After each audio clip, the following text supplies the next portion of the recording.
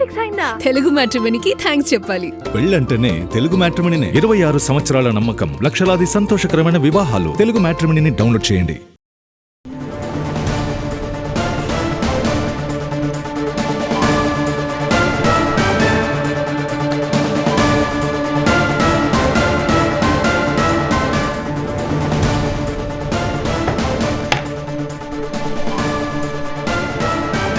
అభివృద్ధిపై Telangana CM Revanth challenge పై స్పందించారు BRS working president KTR. వేదిక మీరే సిద్ధం చేయండి, చర్చకు తాము ఎక్కడైనా సిద్ధమంటూ ప్రకటించారు. ప్రెస్ క్లబ్ లో పెడతారా, పెవిలియన్ లో పెడతారా చెప్పాలంటూ సవాల్ చేశారు.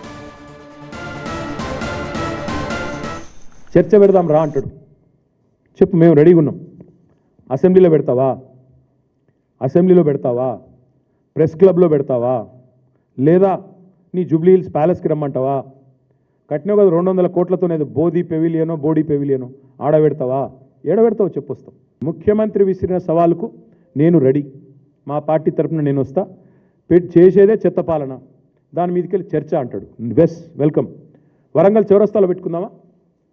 ఎక్కడైతే నువ్వు రైతు డిక్లరేషన్ అని చెప్పి నువ్వు మీ రాహుల్ గాంధీ వచ్చినరో అక్కడికి వస్తావా? పెడదామా చర్చ? లేదా అశోక్ నగర్ చౌరస్తాలో పెడదామా? 2 లక్షల ఉద్యోగాలు అని చెప్పి రాహుల్ గాంధీ డైలాగులు కొట్టిన అశోక్ నగర్ చౌరస్తాలో పెడతావా? తెలుసుకుందామా?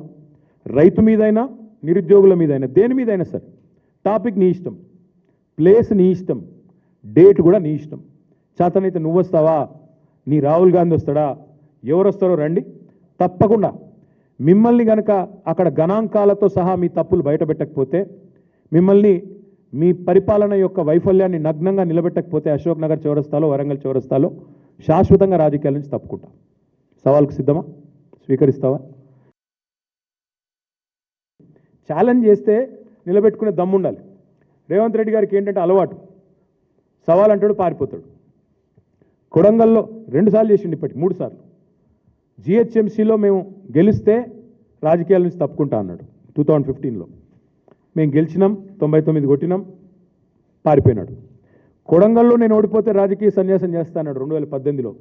ఓడిపోయాడు, ఇంట్లో కూర్చున్నాడు. 3 నెలల్లోనే సిగ్గుతప్పి మళ్ళీ పార్లమెంట్లో నిలబడ్డాడు. మళ్ళీ ఈ మధ్యనే ఒకసారి అన్నాడు, రైతును రాజు చేసుకుంది ఎవరో తెలుసుకుందాం రా, దమ్ముంటే రా నువ్వు ప్రెస్ క్లబ్కి అన్నాడు. నేను సరే అని పోయి ప్రెస్ క్లబ్లో కూర్చుంటే నేను కళ్ళు కాంపౌండ్కు రాను అని ప్రెస్ మిత్రులను కూడా, మీ ప్రెస్ క్లబ్ను కూడా అవమానించే విధంగా దాని మీద కూడా మాట్లాడినాడు. ఇక ఇంకా చెప్పుకుంటే చాలా ఉంది. కానీ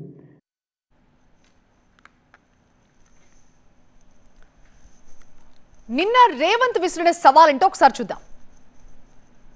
దాదాపుగా 1,75,000 కోట్ల రూపాయలు ఈ ప్రభుత్వం రైతాంగం కోసం ఖర్చు పెట్టింది.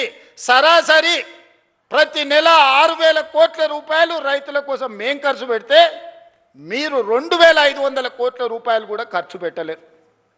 మరి వ్యవసాయానికి మేం పండుగ చేసినామా, మీరు చేసిర్రా? ఇవాళ ఊర్లలో తిరిగి ఈరోజు రైతులను క్షమించే సభ పెట్టమని తాటి చెట్టు లెక్క అయ్యాడు, కానీ తలకాయ లేనట్టుంది చెప్తా ఉన్నాడు. చెట్టులు ఎక్కువ ఎరిగితే సరిపోదు, అందులో ఆవగించినంత గుజ్జు ఉండాలని పెద్దలు చెప్పారు. అందుకే ఇవాళ ఏ విషయంలో అయినా మీరు చర్చకు సిద్ధమా, వస్తాడా అసెంబ్లీకి? రైతుల గురించే ప్రత్యేకంగా అసెంబ్లీ సమావేశాలు ఏర్పాటు చేద్దాం. 10 సంవత్సరాలు మీరు చేసింది ఏంది రైతుల కోసం, 10 సంవత్సరాలు మేము చేసింది ఏందో ఈరోజు ఆలోచన చేద్దాం. పెళ్లి ఫిక్స్ అయిందా? తెలుగు మ్యాట్రిమోనీకి థ్యాంక్స్ చెప్పాలి. పెళ్ళంటేనే తెలుగు మ్యాట్రిమోనీనే. 26 సంవత్సరాల నమ్మకం, లక్షలాది సంతోషకరమైన వివాహాలు. తెలుగు మ్యాట్రిమోనీని డౌన్లోడ్ చేయండి.